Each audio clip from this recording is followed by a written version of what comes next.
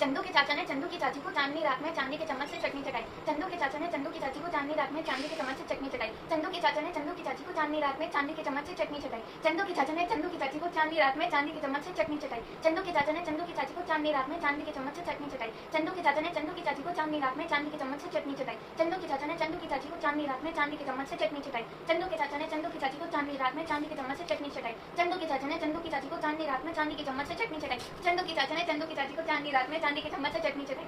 चलिए कितनी बार हो गया बेटा?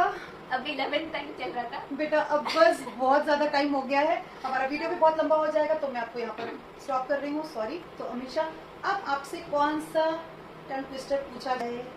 मुझे पता है, बताइए कौन सा?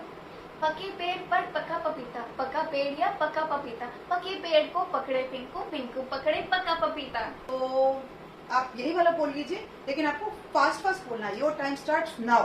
पके पेड़ पर पका पपीता, पका पेड़ या पका पपीता, पके पेड़ को पकड़े पिंकू, पिंकू पकड़े पका पपीता, पका पेड़ पर पका पपीता। फंस गई फंस गई फंस गई। मैं अपने ही जाल में फंस गई। हाँ, कभी कभी ऐसा भी होता है ना, और इसमें अपना अलग ही मजा होता है ना।